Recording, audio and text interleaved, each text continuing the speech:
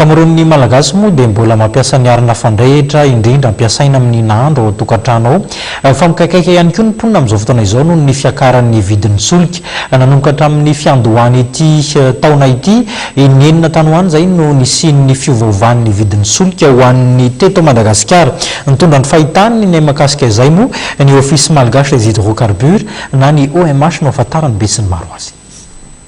Maro Jeffrey no mamaritra ny vidin'ny solika eto amintsika raha ny fanazavana ny oetiny mpiray general'ny OMH manoloana ny fiakaran'ny vidin'ny solika. Raha tsy aivony niakatra 700 ariary ny lasansy, 700 ariary ny gasoil ary 700 ariary ny solika fandrehatra. Misy paramètre roa lehibe ao amin'ny fixation ny prix ny carburant.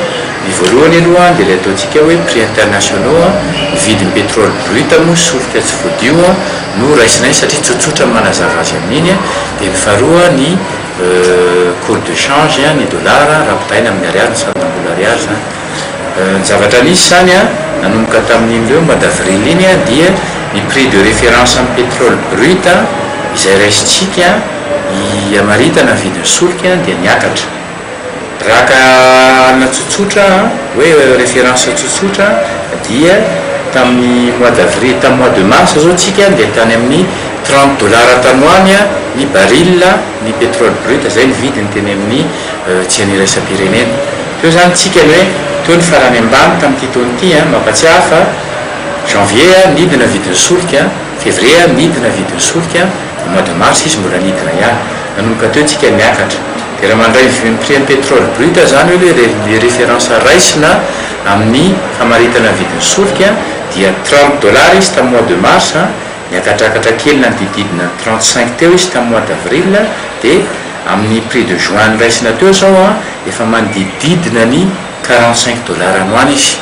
Zay zany le fanazavana amin'le fanontaniana teo hoe ny vidin'ny solika tsy voadio eny amin'ny tsena iraisam-pirenena dia efa niakatra eo amin'ny $15 eo eo ny lelan'ny telo volana. Mantsitra miteriny fa efa miatra ny vidin'ny solika tena izy na ny vérité des prix ary efa nilaza ny fanjakana fa amin'ity taona 2024 ity dia tsy misy intsony ny subvention na ny compensation omena ireo kompania solika. Manomboka amin'ny 2016 ny fanjakana dia tsy mandoa subvention na compensation intsony amin'ireo pétrolier amin'ireo les sociétés pétrolières ireo le mizara solika zany.